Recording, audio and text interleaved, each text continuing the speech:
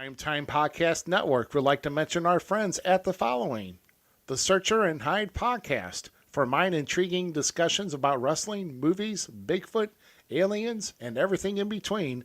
Then look no further than the Searcher and Hide Podcast. You can find the Searcher and Hide Podcast on Podbean, Spotify, Apple Podcast, and many other platforms. Go check them out today.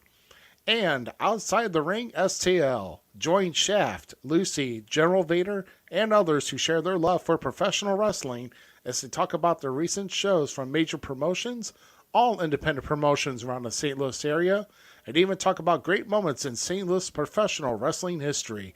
Find them on Facebook at Outside the Ring STL. Get ready for episode number 13 of the Falls Count Everywhere podcast with our featured guest, the leader of PYT Incorporated, Playboy Double H. This podcast is scheduled for one episode where falls count everywhere.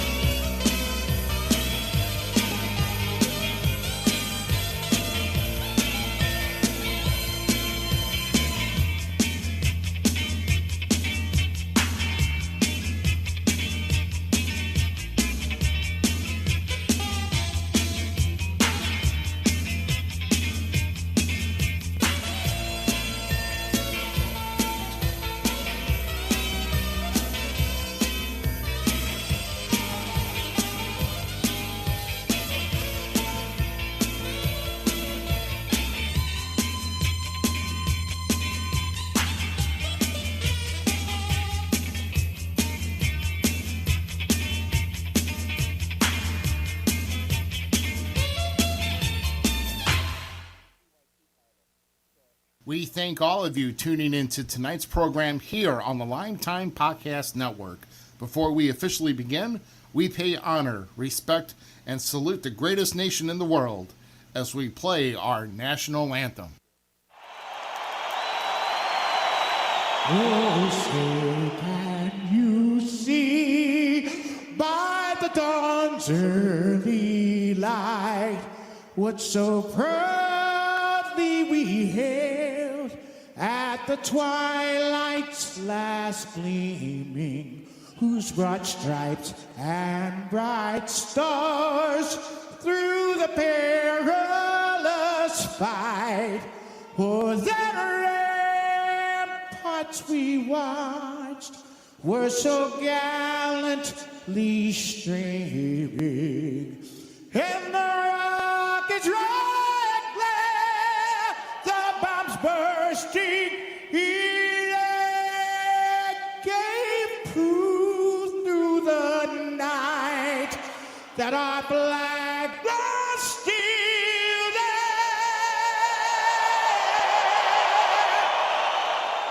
Oh, say does that star-spangled banner yet wave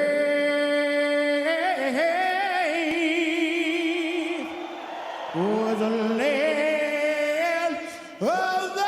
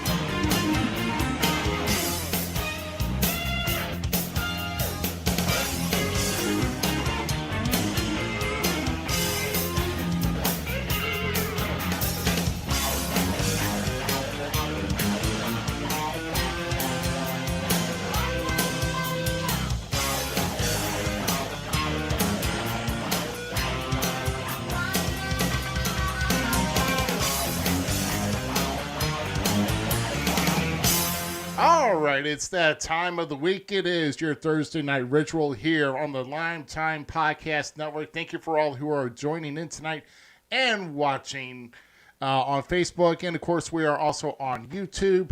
And we're going to have some, definitely some, almost kind of like a color battle here tonight. But it wouldn't be the color battle that you would think of or usually hear about. But I think we're going to be talking about that here tonight a little bit later on. My name is Rough Cut Rick Ruby, and of course I am the co-host and moderator of this fine Falls Count Everywhere podcast. And of course, to the other side, virtually, apparently looks like he's, oh no, that's a mug. I thought it was like a fishbowl. I'm like, oh my goodness. That's Mr. GQ, Matthew Wayne Schuyler III. And he's all decked out. Look at this. Now I know why that the whole, like the timer was in pink and all that. Man, dude, what? It's called hacking is what it's called. Oh, my goodness. Well, either way, we are. And see, unlike other people, I'm not going to say I'm a part of PYT or nothing. I'm just representing because they're one of the best groups out there. Well, I mean, I would say across they're one of the most well-known factions that have been going on for many years, and we're definitely going to get into that as well. And apparently, Also, hey, this logo is a lot better than that LTX one that you have. I'm just saying. I know you probably have it on the other side of that shirt up there, but yeah, I probably do. Yeah, I do. But the whole thing is that you can't figure out your camera, and you're all backwards. But of course, that's such as life, ain't it? Just saying. Well, man, where's my sound effect where I need it? I don't have the pistols going off. Oh my goodness! But we got a good crowd in here, and apparently someone has pointed out in the chat room that you're all backwards here too. Your shirt's backwards. Others say, I don't know. I would say kind of turn upside down and see if you. Anybody that wants to say, hey, your shirt's backwards, try to read that one backwards. I'm just saying. Well, I'm just saying. I would say. I'm just saying.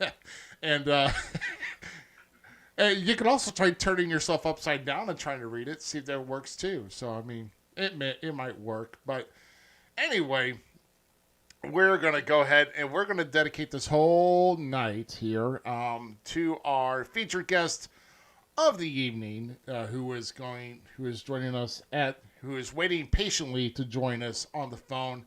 Our featured guest this evening has been involved in the wrestling business for nearly 20 years. His career spanned across multiple states in the Midwest and worked for many promotions in each state.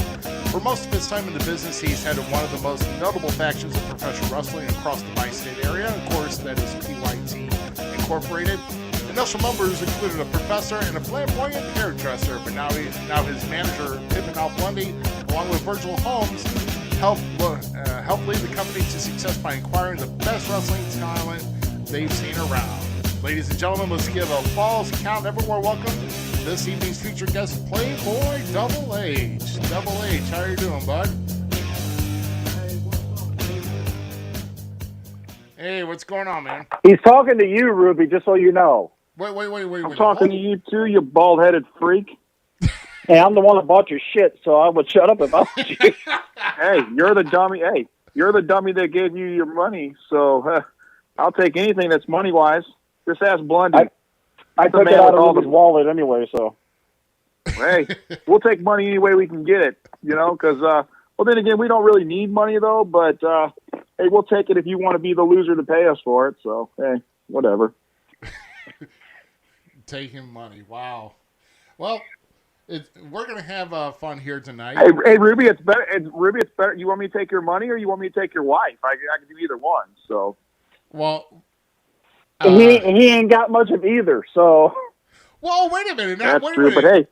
but hey, GQ, at least he's got a woman. Here. What do you have to say for yourself? He's out of money. I get all the women, okay? He's got all the women that. Oh my God, I am not saying anything, but man, come on, man. See? Yeah, he gets women. Listen, I can't even count how many women I've had over the last couple of years, buddy. Every time I walk out that curtain, man, all them women are drooling left and right, saying, "Oh, Playboy, come touch me, come do this, man." Listen, I ain't got time to deal with all them women all the time. My phone blows up each and every night, man, night after night, day after day. I can't even go to a hotel without me getting swarmed by them women.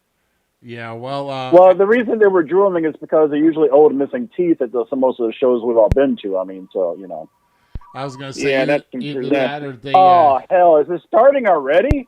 It's starting already. They may also have rabies, too. But let's take a stab at this.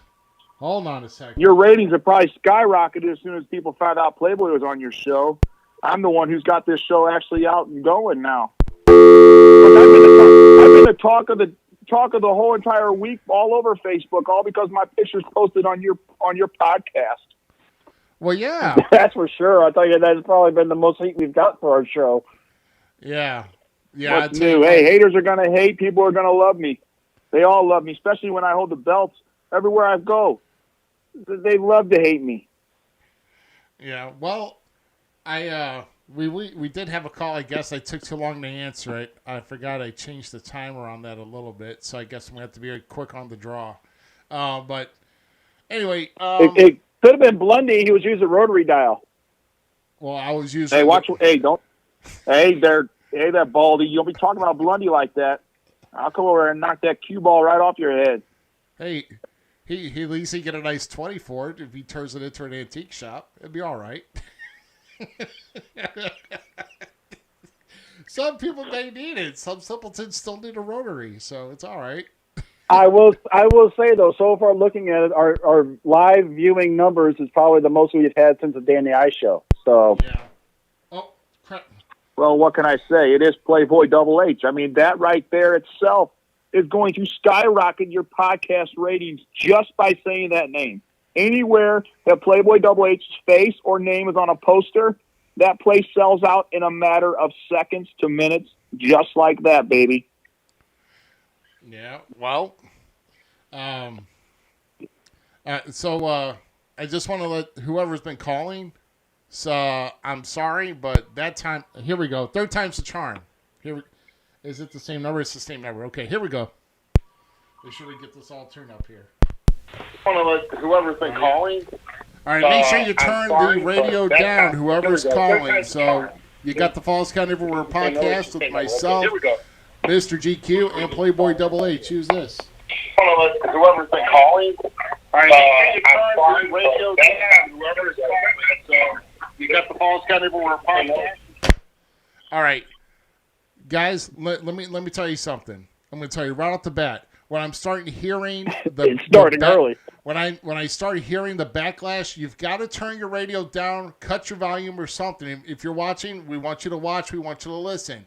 But if you're going to call into the listener line, we need you to kill it because then it cuts feedback and we can't hear you and we can't. Yeah, so we need you to kind of, turn it down. So whoever's called, cut your volume, try calling again. So. Well, you got a bunch of morons calling into your show, man. They can't control a damn radio station volume or something.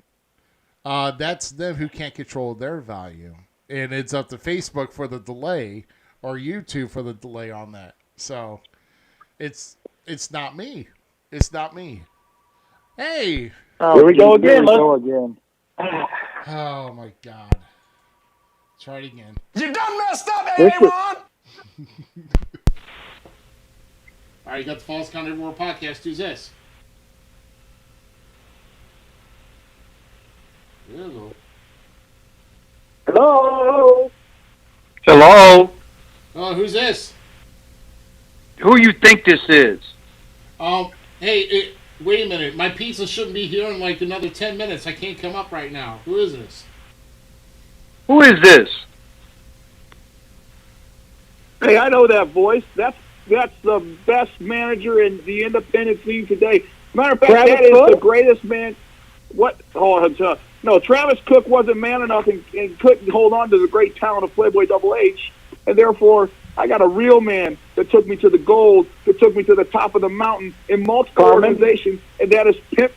Boy, you better shut your mouth, T-Ball. I'm going to come over through that camera, and I'm going to slap them glasses right off your face, you ugly. Boy, don't give me cursing on your show. Now, that is the money man himself. That is the pimp himself. That's Pimpin' Al Blundy. What's up, Al? Hey, what's up? What's up, Playboy? I'm at the mansion, babe. Really? So how many fans you got with you tonight? Oh, I can't let you know about that because then everybody want to come to the Playboy mansion. No, I mean, I asked you because you need multiple fans because you know how the hot flashes get to you in the middle of the night. You need to keep cool while you're sleeping in the summer. You trying to be funny now? Hey, man, I'm just better with you, man. I'm good. He's trying. It's not working so well, but he's trying. It's all right. Now, man, Blundy, how you doing, man? I'm doing pretty good. I'm kind of getting a little antsy not having no wrestling. Go out there and put Playboy out there for the show because, you know, when Playboy gets a rock and the whole ceiling starts falling, baby, and all them women start knocking at the door and ready to hit that scene when the Playboy and Virgil Holmes and Pimp and Al walk out there. You know, it gets wild and crazy. I know sometimes GQ, he wish he could be like Pimpin' Al. Because Pimpin' Al, he carries everything and everybody and plenty of money. Hey, Bloody, what I was told is Mr. GQ's apparently, he's so infatuated with you, he's actually dressed up just like you with the PYT shirt and everything. And I guess he's got his Shut Up Stupid shirt or something like that. And he's talking about, oh, hey, I gave you your money, blah, blah, blah, blah. Well, he's the idiot that paid for that money, didn't he? We took his money like taking his wife and his women and all that stuff. We're used to doing that. Yeah, But he's just what I trying did to with dress his money? up just like you. Just like everybody else wants to be like Pimpin' Al. Just like everybody wants to be just like Playboy. Hey, Playboy, that money that we got from GQ, I ran out of that white stuff in the bathroom, so I had to use some of that stuff to take care of a problem that I had. Oh my God. Yeah, if y'all want to keep it up, I can take the shirt off. Oh, please keep the shirt on. I don't think you want to lose your rating. Please keep your the ratings shirt are on. skyrocket right now. You don't want to lose those viewers by taking your shirt off, fat boy. Oh my God. The only thing I'm hearing is white stuff, bathroom, and keep it up. And I'm about ready to start hitting the censor button here in a minute. Y'all are kind of gross. Man, come on. Oh, man. Blondie, we're on here because we want to talk about Playboy Double H and how he got started, about... so I'm going to, you can hang on if you like, that's cool. But I actually want to ask Playboy Double H, about when his love for the, to tell us when his love for the business started. When did he start watching wrestling on TV? And Playboy, was there a point where you said to yourself that you did want to be a wrestler eventually? Yeah, matter of fact, it was Pimpin' Al himself that got me watching wrestling back when I was 3 years old. And I always looked up to the one and only Hulk Hogan. And that's when I knew darn well that I said, man, I want to do that. I want to be a professional wrestler. So from the age of 3 years old, when Pimpin' Al would take me as a little good-looking young boy, I'm a good-looking young man now, but I was even better looking as a young kid. And boy, I was getting those girls then too. But anyways, we won't go about that. But he was taking me to wrestling events left and right. Man, I just the atmosphere and just seeing the guys get thrown around and it was just something that was like a lifelong dream, was to become a professional wrestler. And here we are 20-something years later. Hell, 30-something years later. And I'm one of the top dogs in the business today. But, yeah, I'd have to say it was back when I was about 3 years old watching TV, watching the good 80s wrestling, and the late 90s was my favorite time. And boy, when Hulk Hogan did his heel turn, that was like gold. And man, ever since then he had me hooked on him just like that. But yeah, I'd have to say it was back when I was 3 years old, watching wrestling and watching Hulk Hogan and all the and boy, I remember the time when Andre the Giant passed away. Boy, I remember being back in my backyard. I buried him in the sandbox and cried for hours at a time because Andre the Giant died. I mean, talk about some good wrestling back then. Yeah. Excellent. I think GQ had the next question lined up here for you, Playboy. Hold on, I'm kind of laughing that Corey Stanfield said to take it off. So Oh yeah. If the fans wanted to happen, I might do it, but fans are stupid anyway. So no, please, yeah, fans are stupid. Please keep your shirt on. Yeah, I don't want you to lose your viewers. So, when you were starting to train, who trained you, and how long did you train before you had your first match ever, and who was your first match against? Matter of fact, who trained me? I was trained. I had to literally train myself.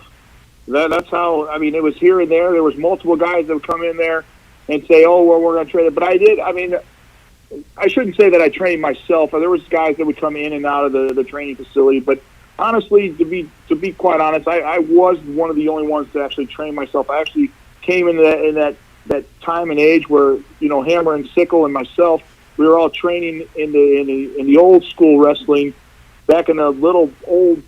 I don't even know what that building even was. It was back in Pacific, Missouri, I believe. It was an old training center, and I remember a couple times the lights, the electric wasn't paid or whatnot. And we're wrestling with we basically turned on the headlights to shine in there just to get our training in for that evening. But and I do remember my very first match. Matter of fact, I wasn't even. Well, the old school rule is you always bring your bag no matter what. But at that time, I was just working security, doing the security duties, setting up the ring, tearing down, doing that. But I remember showing up. It was Eureka Days in Eureka, Missouri. It was an outside show. Actually, it was 2 shows. Obviously, certain promoters like to burn towns. But anyway, we won't go there. But it was an evening show. A couple of wrestlers couldn't do both shows, and I was working security that evening. And that promoter comes up to me and said, "Hey, you have your gear?" I said, "Why wouldn't I have my gear?" He says, "All right, well, you're working a match tonight." And I said, "Oh, really?" So I remember pulling out the old blue tights. I had the blonde tips. I had the old bath. It was an old bathrobe with a Playboy bunny logo on the back, and I used to walk out with a cane. It was in Eureka Days. It was a fair, and my very first match was against the Honky Tonk Kid. And unfortunately, he got the better half of me that night. But I ended up actually working another match shortly after that, in the tag team match. So not only did I work my very first match, my first 2 matches in one night. Good Lord, yeah. We actually have the picture of you with trying to do the figure 4 over the post to the Honky Tonk Kid on the feed right now. And I'm actually going to be trying to throw in another one here. I have to. I don't know where this came from. Well, it's funny. It is the blue tights, and it is the blonde tips too. Yeah, I remember everybody always said, "Oh, you would." Well, I looked good in blonde tips too, but I had that great physique. Obviously, my physique is better nowadays, but yeah, those blue tights, boy, that was something else. That was the beginning. I remember those bright blue tights with the white boots and the blonde tips. Yeah. So I got a picture up here now, and I had to do a double take on here. This is when I was in my all black gear phase, and you actually got the figure 4 on me. Was that? They used to say that all black makes it look slimming, and you proved that wrong, Ruby. And you continue to prove it wrong today. Hey, it can't be any worse than that booger green you wear nowadays. Wow. Because pink is the best. I'm just saying. Well, at least most real guys like pink. Yeah, Ruby, you wouldn't look good in pink, buddy. No, I wouldn't. But then, of course, I'm looking at 3 tampon liners walking to the ring every time that you come out. So. Oh, now you got jokes, huh? Yeah. Yeah. Well, we gotta have jokes. You insult, we gotta have jokes, right? Yep. And so you're saying I was actually able to get your big old leg around there to get that figure 4, huh? This was probably about 18 years ago. So I would say yes, because things were different 18 years ago. You know what? Hey Ruby, you want to give a pull? You got the string hanging down. Yeah. Oh my goodness. So no. Well, there's one thing that didn't change, Ruby. My looks, boy. I still look as good as I did, 18 years ago. Nah. Probably even better. Are you able to even do with less hair, the blonde tips again, or what? That's probably what burned all my hair off the top of my head as it is. And I'm tired of people every time I go into a darn show talking about Playboy is balding. Those guys are blind. They all need they all need glasses. I have hair on the top of my head. I'm not looking like Cue Ball GQ and you, Ruby. I've got hair. Yeah, what? I started making. I do too. It's right here on my chest. See? Oh God. No. And Pippin' Al got hair too. There goes the viewers there. Yeah, we lost one. Pippin' Al just said he's no, got we gained one back. Yeah. Actually, we got 2 more viewers on that after that. Wow. Okay, cool. Yeah. Pippin' Al Maybe said we found a formula that worked. Yeah, Pippin' Al said he's got hair on his back, but who doesn't? I don't have hair on my back. Yeah, but I have more hair than you have wrinkles, though. Oh. Where did this conversation? This conversation went to the wrong level here, boys. Yeah, I know. Well, it's your turn, Ruby. Yeah, it's my turn. All right. So So Playboy, which Well, wrestler? actually, here I answered this one anyway. So Yeah. So yeah, we're talking about. Was there any other wrestler besides Hulk Hogan that you watched, or maybe was there any like main name wrestler that you were like taking their wrestling style, kind of like adapting their wrestling style to what you do in the ring? Well, I have to say, I mean, I like back when obviously Rock and then Stone Cold time and Triple H and stuff like that. And I was a huge NWO fan, so taking moves, but really I always kept coming back and going back to Hulk Hogan, and I could never get off of the Hulk Hogan train. I mean, obviously, Hogan is wrestling. Hogan is what brought wrestling, but the time, like I said, the late '90s with the Austin and I used a lot. I watch a lot of video with Triple H. I try to do a lot of his moves. There was a couple moves that he liked, but now I've gone to the more of the AJ Styles. I mean, obviously the centerfold I've taken from him, which I do a lot better than this. I do a lot better Styles Clash than AJ Styles. So I'm just going to say there. Nowadays, I kind of watch a little bit moves of Seth Rollins. My curb stomp's better than his. That's what I call lights out. Mine looks a lot better than his. But just looking back at some of those guys, I mean, obviously it was a lot of the big name guys. Triple H. I mean, I was never really a big guy, so I never really did like choke slams or anything like that. So I never really was like a technical type wrestler. I loved watching it, and Dean Malenko, he was good at some technical stuff. I like Shawn Michaels style. Shawn Michaels he's a punk, but anyway. But his style, yeah. I'm better in his style than he's ever been. But yeah, I'd have to go, with a couple of those guys. But I just kind of take bits and pieces from different wrestlers, and I just kind of I like Jericho's moves back in the day.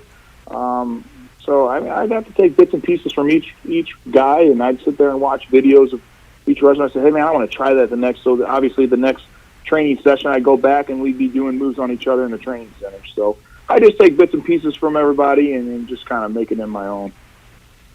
Yeah. Okay. Cool deal. GQ, over you, buddy. Well, you don't have my name on the list for that one. So Oh, no, I do not. Okay. All right. So see, but I'll go on and do it anyway, just because it's about the stable and everything. right. So we'll talk about the inception of PYT. How did the idea for that faction start, and who was in it originally? Oh, jeez. You're going to take me all the way back to those glory days of the blue tights, before the feather boas, before all that stuff. The original whole Pretty Young thing. As a matter of fact, I think it was actually brought up on your show last week, if I'm not mistaken. Mm-hmm. But it was actually myself and Jason Chaz.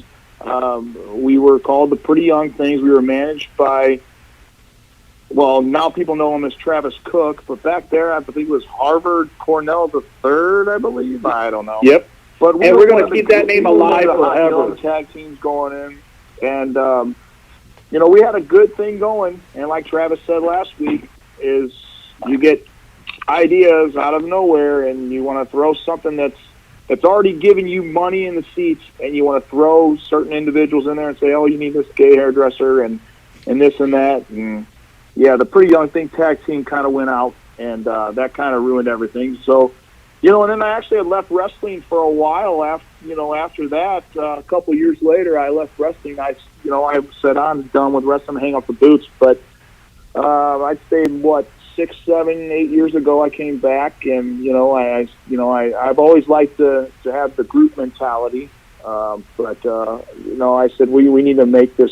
We need to make, not only this was the original thing was the PYT with the tag team, but I said I want to make this as a group faction, and that's where we came up with the PYT Inc. And matter of fact, it was just originally a PYT, but back in the day when I had gone over to the UWA, which was I believe it was United Wrestling. I don't remember. Ultimate Wrestling Alliance. I believe Ruby has the profile photo of you from that. I have to look for it. Yeah, I brought it over there, and matter of fact, I had the PYT thing going over there, just myself, and then I had two guys, Dice and Joker. Joker is actually one of the boys here. You know, thumbs up, too sweet for Joker, but I know he's probably watching this podcast. But yeah, they were PYT's bodyguard back then. Those guys actually came up the ink there. So at that time, because I was just coming out as a pretty young thing. As a matter of fact, I was actually, rest in peace to my good buddy Stud. We were the tag champs of UWA, and we actually added Joker and Dice, and I had a big faction then. But they actually gave us the ink, and ever since then, I've kind of rolled with the PYT ink and just kind of rolled it through. And man, we've had some good members come in and out of the PYT, but very limited few. You're selective few that I put in that good faction. So. But were you a part of any other factions besides PYT? Oh God, you want to talk about the? Oh no, so you're talking about the Rich Foundation, with old Richie Rich. Keep in mind, hold on. Before you continue, keep in mind, Ruby made these questions. It's all his fault on that one. Okay. So you want to talk about Richie Rich and the Rich Foundation? Yeah, that was the very first foundation. That was my, I guess, my start in wrestling. I was actually the beat around boy. I had to go do everything for Fat Boy Richie Rich and all his little goons. But yeah, I don't want to talk about that. That was a low life part of my career, and obviously that was just my foot into the business, and you can see where that's taken me. I kicked that with my boot and kicked that out of the way. Screw that Richie Rich Foundation bull crap. Now look what we're doing. Look what I have now. PYT by far stomps on that Richie Rich Foundation. That thing can be in the garbage and stay there with the lid shut. Oh, just wait. You're talking about that. Wait till you get the next question now. Oh yeah. Go ahead, Ruby. Okay. So was there any gimmick that you had before you evolved into Playboy status? You guys are really going into. You guys are really taking me back in the time, huh? So yeah, wow, Ruby dig deep. So, yeah, he must have dug deep. Yeah, you dug pretty deep, all right. Deep in those pockets for paying me for being on your podcast and getting your ratings far up. I'll expect my check in the mail, Ruby. Anyway, they're bound. I still gotta get it notarized. I started. Yeah, you better have. I'll be making sure it's not forged either. Anyway, but yeah, you know, I was doing really well with the Playboy gimmick, and obviously, I won't mention any names. Comes to me and says, "Hey, man, I want to take away the Playboy gimmick. I want to turn you to a baby face. I think you're just a good-looking baby face guy. I just want you to come out." And I said, "What do you do?" I mean, I was probably one of the top heels, but obviously, this guy always thinks he's smarter than everybody else and wants to go on there and make changes. So I said, "All right, well, what you got?" He says, "I want you to use your real name, and I want you to come out there. You know, you're a good-looking guy. I want you to come out there, and I want you to be the young gun Chris Vance." And I said, "What?" And boy, that literally lasted one show, and that I threw that sucker in the bag, and I said, "I'll never walk out there again." I was so hated still because people saw the face of Playboy Double H. They were still booing me as I was trying to get people to rally for me. I said, "Yeah, this isn't going to work. I'm a natural born heel." And that thing lasted maybe, 1, 2, 3 shows. That Young Gun Chris Vance stuff is shoved in the basket just with that Richie Rich Foundation crap. Yeah, well. Right with Carmen, too. Well, yeah, see, and I would have to say that I did see that gimmick, too, so that's why I had to kind of bring it up. And I wanted to know how long it lasted, because if I would have had a picture of that, I mean, he actually had decent, you know, gear made as the Young Gun, and it just didn't get over. You know, just like some gimmicks didn't get over. You know, like the like a clip I saw today, and I shared in a certain wrestling group of WWF actually in '93 trying to push a tag team called the Toxic Turtles. Man, talk about a face and palm moment. I'll have to send that to you later, GQ. But yeah, it was horrible. Why? I don't know. Bury it back with the other stuff like Richie Rich. Bury it with him. Man, no, that thing needs to get buried. Yeah, let's just say the crowd booed heavily for that, and the match only The, lasted like the 2.5 entire minutes. time. Yeah. Yeah, I just couldn't get over as a babyface. There's just no way that I was even trying to hit, go around with the hands and clapping and all that stuff. And you know what? I went back to that. No, this isn't working. I did it. I think it was like two more shows, and that's he came back and said, you were right. Yeah, they hate you as you are. You're going in as Playboy. So I've kept Playboy ever since, and boy, do people love me now. Yeah. Hey, buddy. Back here in a moment. I gotta take this, buddy. Sorry. I just hung up on Blondie for a caller. I hope it's okay. You're on the False Count Everywhere podcast, too, is this? Hello? Who is it? Who is it, man?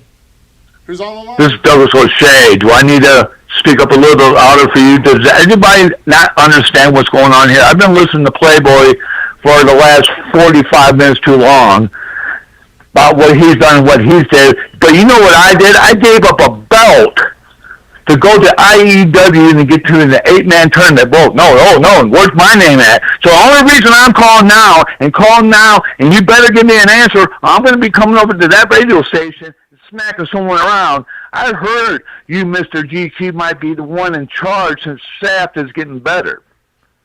Why hasn't my name been put in the tournament?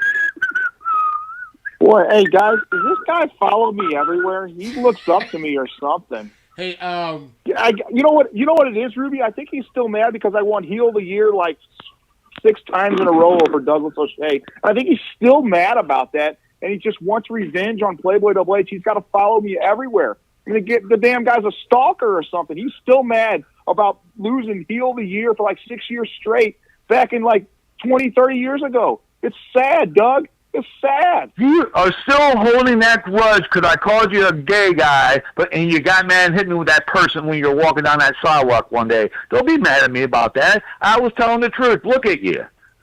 Now, this ain't about you. well, actually, the show is about Playboy Double H today, but, I mean... Ruby! I didn't remember me saying your name. Hey, Ruby, GQ. Ruby, he can't read. GQ. He can't read, Ruby. Hey, Hold on, Why hold isn't on, my hold name on, in the hold on, tournament? hold on. Hold on. O'Shea, since you had to run your mouth, yes, I am partially helping out with IEW. Wasn't going to say it, wasn't going to bring it here because we try to be a little, neutral here. But yeah. And we got most of the spots filled already. I don't think we have room for you. Oh, well, wait. So who's the next guy? Ruby? Yeah, I'll tell you. So Doug, No one wants to Doug, see why don't you go Playboy grab your- versus Ruby. No one wants to see that. They want to see Playboy versus O'Shea. They want to see Playboy versus the cash guy. Hey, Doug, Who's why going don't to you be go grab next? your I want to know belt and go back now. to that other Why do I organization? need to wait? Why ain't I in that spot? Because you suck. Hey, why don't you grab your belt and go back to the other organization and kiss over there and let me do my business over in IEW because I'm going to be the very first IEW heavyweight champion, and I don't care if you like it or not, boy. You got lucky and beat me with your stupid throat punch because I wasn't paying attention. You turned your back on me. We were supposed to be a team, and you turned your back on me because, once again, you were jealous of me. And now here you are following me to IEW, and you're going to try to say that you're going to take over this company and try to take me the first heavyweight champion. Well, son, I got news for you. You're looking or hearing the very first IEW heavyweight champion. That's Playboy Double H. So, signed, sealed, delivered. Go take your belt. Go cry home and go back to the other organization and be their champion over there. Wow. O'Shea, here, I'll make it simple here on this. Take it up with the board of directors. I'm not the only one acting by myself. I still have Shaft above me. But that's the thing. It's like you think everybody could just hand stuff to you. While the board of directors were going out getting everybody for these spots here and everything for that title tournament. That's because he can't beat anybody. He's got to have everything handed to him. Wait a minute. See, I earned stuff. So I call up here to get answers, and all I get is excuses and hear a long, boring line story about Playboy. Well, He wears pink. He is. Well, he used to wear blue. Who There's cares? a lot I better want to than know why green. I'm not in that title tournament now. Well, here I like Because to you're say, not good enough. yeah, I like to say something here, just to kind of prove a point to see how if O'Shea's really got room in this tournament or not. To the powers that be in IEW, I am expressing an official interest in being in that IEW Heavyweight Championship tournament. Oh my God. So we'll see. Oh my God. Hey, See what you O'Shea, started, we'll see who Playboy? gets an invite first. If you would have stayed out of the tournament and let the real man win it, now we got Ruby wanting to join. Oh, Yeah, the real man. I is hope you gonna do win it, something Doug. about Did you this, hear me Playboy. say I hope that? you kick. I'm gonna I hope win you the kick belt. Ruby's butt. yeah. And Well, there's a lot of butt to kick there, Doug. He'll just squash you in the corner. True. This is Yeah, get the hook. Let's see who's on the other line. I'm tired of this. Take it up with the powers to be on September 19th, Doug. Thank you. Bye-bye. Yeah, bye-bye, Doug. you got the False Carnivore podcast. Who's this? This is Virgil Holmes. Uh-oh. Hey, Virgil, before you begin, I meant Can we go back to Doug now? Well, if we did, I had this for Doug, but... Hey, Mom! The meatloaf! We want it now! The meatloaf! So, okay. And then he got really... But yeah, angry. like I said though to that and everything, we got the first show hopefully September 19th with the governor in Illinois. We don't know how well that's going to be dicked around there, but we have that show September 19th. Doug needs to petition to the board of directors and everything for that to happen first. Oh, let Not Doug go. my call. Who cares? Because I'd love to have him see go him back. I would love to see him get his Irish butt kicked again. So. Well, I'll be the first one to do it. I'm tired of him following me everywhere. He's looking up to me just like everybody else. Jesus, it's so pathetic. He's still crying about something of an award I won, 6 years in a row, 30-something years ago, and he's still crying about it. He's still all butthurt about Playboy Double H being better than him. Yeah, it sucks when people want to say stuff about awards that they've won and everything. I don't know where that comes from. I mean, Yeah. Yeah, well, you have a false way of winning your award, son, because you are missing half the year, and all of a sudden you win Manager of the Year. That's a joke. hold on. He's got tenure. I also won this one though when Wicked came out and beat. Oh, what's that guy's name? War. I don't even want to go there, son. Hey, can we get back to the main man? Can we get back to Virgil? He called into this great podcast because I'm on it. So let's talk to my main man, Virg. Yeah, he's got some great hairdressing tips. Hey, So, yes, Virgil. Come on, Virgil. Hey, how's it going there, big fat green goblin? Hey, I think I'm handling myself pretty well. Yes. And baldy butt Dame Q there. turn that crap off. Hey, you better turn that Where's off right coming now. from? I'm not scared of War. War's scared of me. You see, he's disappeared after I beat him. PY Well, at the last War show, is we buried. buried him. He's gone. He's gone for good. He'll never be back again. So let's not worry about that music. That music's dead, just like Richie Rich and everything else. Put that stuff in the garbage can too. I hate that song. I cringe every time I hear that. You better song. turn I that cringe song every off. time I hear that song. Yeah, well, I haven't heard the song that much, so only you know. I wouldn't know. And you won't hear that song anymore because War is dead. He's nothing but a has-been. He's just some fake has-been behind a painted mask. No one's scared of that guy. Well, we'll see. We'll see if he comes. You think he'll? Now that's some good music there. Yeah, it's too bad it's played on a SanDisk media player using Cricket service. So.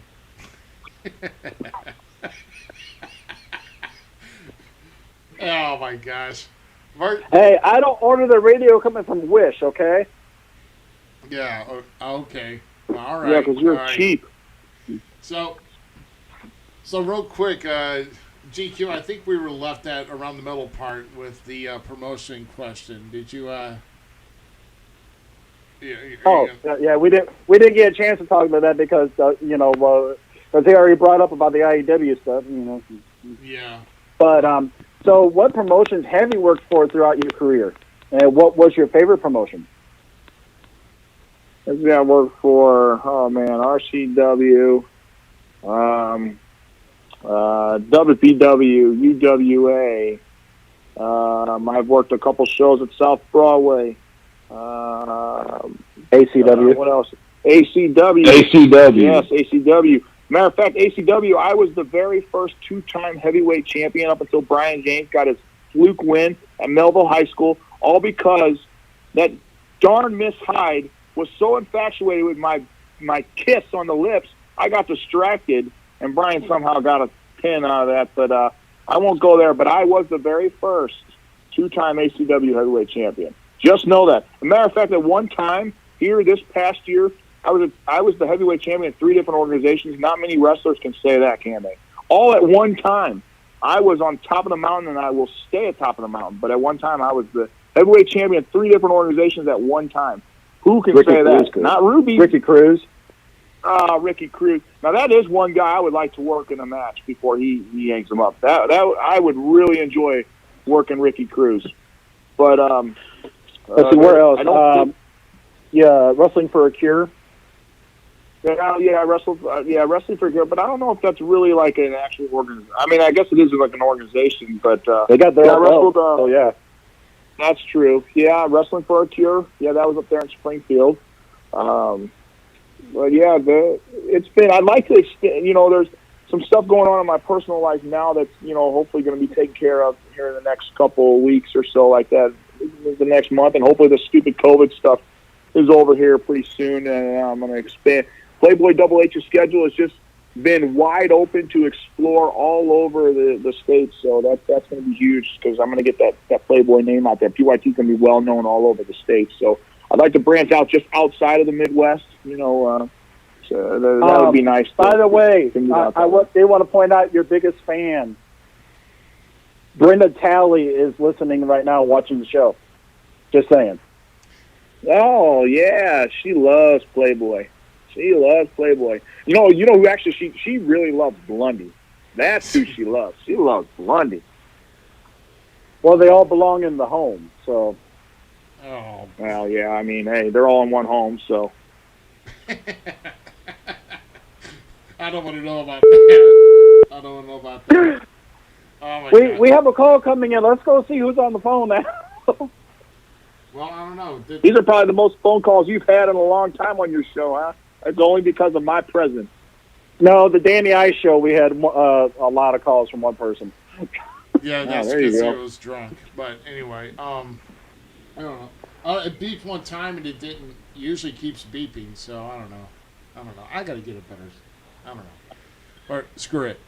You need to upgrade your system. Maybe. Hey, Ruby, maybe you talk to Blondie. Blondie's got money, man. He'll help you get your better system up in there. Oh, you think so? Yeah. What's the price for it? Do I have to give up my green? So forget it. Then again, maybe you won't. I mean, we don't like the color green, so you'd have to change the pink, and there's not enough pink for you. So that's for sure. Pink. You know what? Talking about enough pink, man. I got a good story for you guys. Rest in peace, good old Stud, man. I miss that guy to death. But I remember when we were talking about adding Stud into PYT, and I remember he'd take hours to put on his boots in the locker room. He'd say, "Hey, Stud, you all right over there, mate?" "Oh yeah, I just takes forever to get this one boot on, And I remember he was supposed to get in PYT like that. We got our new shirts and stuff like that. And I said, "Hey, Stud," I said, "here's your shirt." And he takes off the sleeve, he cuts the sleeves off like that. And he's sitting there and he holds the shirt up and he looks at it and he just says, "Yeah, I'll wear that. That's just enough pink." And he puts the shirt on, and man, I just, that guy was like one of the best dudes in the locker room, man. That's one guy I learned a lot from, and man, I miss that guy dearly. And I remember, I guess it was last year or 2 years ago when we had that show in St. Clair for ACW, and it was the Stud benefit show. I guess it was last year. Was it last year? He had just died like a couple months right before that, and I know it was all supposed to be for him. And man, it was such an honor to be in that battle royal for him. And what was even better was I was one of the final 2 participants in that battle royal. And darn it that I didn't win the darn thing, but I made sure to get back up there, and I made sure to get down and leave my wrist tape in the ring for him. And I mean, man, I miss that guy. I miss having him around in the locker room. I miss the stories that he used to tell. Man, he'd have us all laughing in there. But just wanted to give a shout out to Stud and Alan. Man, I miss that guy dearly. But that was one story I tell everybody about Stud is, this was just enough pink, and he didn't want to walk around with a lot of pink. He always gave me trouble for as much pink as I wore, but that guy was something else, man. Yeah. I think we all can agree that Alan was a class act, definitely a deserving member of the Midwest Independent Wrestling Hall of Fame.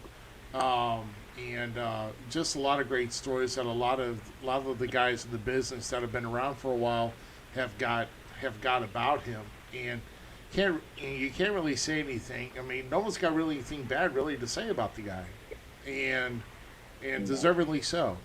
But yeah, he's definitely missed, and it's kind of a bummer that we didn't have another Alan Ward Memorial Battle Royal this year because of this whole COVID situation. But trust me, 2021 is going to be a lot better. So, yeah, let's hope, because I'm going to win that battle royal, and I'm going to win it from my boy Stud. Man, he was one of the loyal members of PYT too. Yeah. Hey, Virgil, I got to take this call. Hold on a second. All right, you're on the False Count Everywhere podcast. Who's this? This is the Pimp. That's who this is, the Pimp. Just want to make a comment that Brenda Talley came on because Pimpin' Al was on. Pimpin' Al and Playboy Double H is on. That's why Brenda Talley's on, because she loves PYT. She loves Pimpin' Al. So just make a little comment on that while she's listening, because she ain't saw Pimpin' Al or Playboy in a while. So I thought I'd give my greetings to her. PYT loves you, Brenda Talley. All right. Well, I don't know. I mean, I don't know if there's anything. I don't know if it's just a whole camaraderie situation, or if it's a reach out and touch someone moment. But definitely, But no, I mean that's awesome. I mean, Brenda Talley is a really. I miss seeing her at the shows and all that, and there's a lot of fans who do miss seeing her at the shows. One thing I want to say here, Blondie, it's kind of funny. You guys are calling into the guest line, is that you and Virgil keep cutting each other off. and I'm just saying, because you're on the line, Virgil called, I was like, I got to take this now. You're calling back, and it's like, it's kind of funny. That's the thing. All right, well, other than Doug, it's been all PYT members have been calling in so far. Hey, GQ, why don't you shut your mouth, Baldy? Doesn't matter who calls in. I didn't say it was a bad thing, did I? How many people are watching your show? You've never had this many people watch your show since I've been on there. And how long have you been doing? 13 episodes? I should have been the very first episode, and then you would have been skyrocketing from there. So that was your mistake. Okay, now what I will say... his show. Now what I will say, my first episode was with Joker. So... Okay, well then that's fine, because that's my boy Joker. That's fine. But I should have been either one or two. And I'll let it slide if it was Joker. That's all good, because that boy's got my back. That's my personal bodyguard. PYT for life there. So, but obviously then the ratings were high on that show. But ever since then, up until this point, your ratings have been pretty crappy.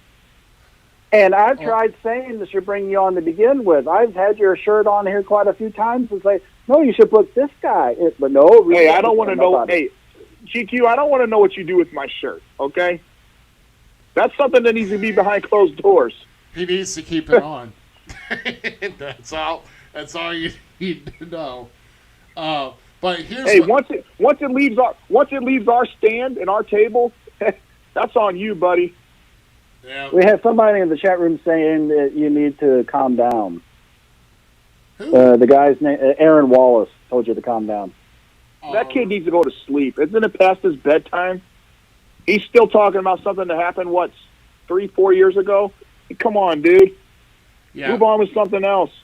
All right. Stupid. Oh, no. He's going to talk about that for a couple years now.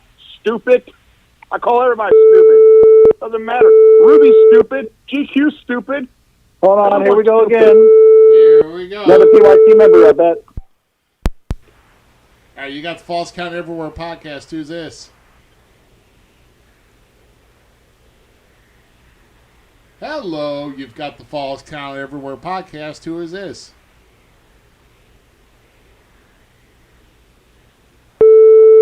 Let's try this again. Oh, jeez. It must be Aaron Wallace trying to call. Jesus. You got the Falls Count Everywhere podcast. Who is this? Hey, I just want to say, I don't know why some people got to give Playboy such a hard time. He's a good performer at what he does. Okay. Well, Oh, I know who this is. Jesus. What? who is I got this? so many. Oh, I'm having bad signals. This is the wannabe ref. The guy can't even. Hey, count to hey, 10. I actually He's said a ref. something nice about you, and you got to be that way. Yeah, You know what? You stupid. do Get him a off good the job in phone. there, but what gets me is how some people say that you single them out on your insults when you insult everybody. Yeah, well, that's my job, you stupid idiot. I get called stupid. Have you all the learned how to time. count to 3 yet? Have you learned how to count No. to 3 yet? Jeez. You need to go back to ref school if they even have that. Oh, jeez. Come on, give me a better insult than that. You fixed Come on, those teeth yet? my 2-year-old grandson flips me better crap than that. Hey, did you fix those teeth yet? Hey, have you grown any hair yet? I've got hair, buddy. Hey, Blundy will send you a check in the mail to get those teeth fixed. Yeah. I'm tired of looking at them. Hey, you just keep doing what you do. You do a good job at it, and I wish shows were going again so everybody can see each other. Have a good one. I'm out. All right. That was Michael Lilly. Oh, that was the best. That was the best whole line on that whole entire phone conversation was I'm out. See ya. All right. You got the Falls Count Everywhere podcast. Who's this? Hello. You got the Falls Count Everywhere podcast. Who is this? Oh, jeez. Hello. Testing 1, 2, 3. Testes. Oh Jesus. Wow. Yeah, that's definitely Aaron Wallace trying to call you. You got the Falls He Count sure knows how to Everywhere run his mouth on podcast. Who is Facebook. this? Hello. Hello, Who's this? this is Joker. Hey, what's up, buddy? What up? Yeah, what's up, Joker? What's up, Fifth time's Playboy? the charm for him to get on the line. Right, it was taking a No, little that bit. was I Aaron don't know what Wallace. was going on. Hey, listen, let me just call in and say this. Before anybody gets crazy, before anybody gets to running their mouths or anything like that, Playboy Double H is probably the greatest champion in the Midwest area, period, in independent wrestling. And with the likes of Virgil Holmes and me having his back and pimping out Blundy, there is nothing that Playboy Double H cannot achieve in independent wrestling. As a matter of fact, he's probably already achieved it all anyway. Well, I will say he does have accolades with multiple titles. So it's holding 3 major championships from 3 major promotions at one time. That's quite a feat. I will admit. That is definitely quite a feat. But Joker, you're a former. I mean, like I said, you've been involved with PYT. So I want to ask this here because since you're on the line, and I had the question here, and I'll ask Playboy here. Is there any way that you could break down what you like about the members of PYT and what they bring to the table for you? That's a great question. Well, I mean, there's so many members of PYT that I would be going on for the entire, 2 hours of this show. But obviously, every one of the members have good looks because, I mean, that's the only thing that you you're only joining the organization if you look good. I mean, brother, you got the rather charming Bradley Stevens. That guy's good looking. You got Joker. He's all muscle and just a good looking guy. I mean, he's got Playboy's back left and right. But boy, when it comes down to business, Joker takes care of business. Rest in peace, good old stud. Obviously, there's no explanation of him. That guy was just a mean brawler. What else? You got Virgil. Man, Virgil looks good in his pink suit. Good looks, and he'll get in there if he has to. He'll throw it down with somebody he has to. And then you got Pimpin' Al. That guy's still looking good at his age, walking around with the cane. You got women chasing him left and right all over the show, literally all over the show. There was one show, a lady actually ran across the barricades and was chasing him around the ring. But obviously, then you got, well, at one time, depends on where you're at, but you got Reed Rain. He's a good-looking fella. He's got muscles. He's got it all. We get things done when we need to get it done, and I don't have to go on for hours and hours of what each guy brings to the table. When the business is needed to be done, the business gets done. So whatever the agenda is, I say, hey, boys, this is what's on the agenda, and they get it done. I don't have to go into any more detail than that. No, you forgot hot chocolate, Curtis. I don't want to talk about him right now because he's kind of under my skin. If you haven't been paying attention to the WCW shows, he's kind of been screwing up here a lot lately. Here at one time, him and I were the longest reigning tag champs over in WPW. We were literally tag champs for over a year. And then now all of a sudden, he wants to screw up. One, he cost us the tag belts. Then he cost me the heavyweight belt in WPW. And then he cost us the opportunity of winning the tag team belts back at the last WPW show. So I don't want to talk about Hot Chocolate Curtis Payne. He's kind of on the ways out of PYT if you don't get his stuff straightened up. I gave him one opportunity, one shot, one more screw up, and he's gone. And all of a sudden, COVID hit. So I don't know if that had something to do with it. Hey, Playboy, can I just say one thing real quick, and then I'll get off this call and let you finish out the show? Here you go, up, sir. Joe?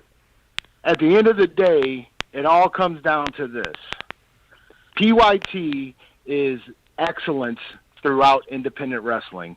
No matter what it is or where it's at, we are the cream of the crop, and that's how it's always been, and that's how it's always going to be. And you can talk about people who've been in PYT and people who are in PYT and people who are on their way out of PYT, but it all boils down to this. You have a core of people that when these fans in the Midwest, in any independent wrestling organization where they can see PYT, they come to a show and they see exactly the best thing that company has to offer from the beginning of the night through the middle of the night and at the end of the night. And that's what PYT stands for right there. The excellence in independent wrestling around this area, around any area, anywhere we go, that's what it's going to be. I hope you guys have a good night. PYT for life. Yeah, see you, Joker. What life? You forgot that Marcus guy right there's Mansfield, got too. At least you have some smart callers on your show. That guy, Joker, man. That guy, that's why that guy's PYT. He's PYT for life too. Man, Yeah, we're going to get I don't to have this to one put. I don't have to here. put an exclamation point on that at all. All right, you got the False Count Everywhere podcast. Who is this?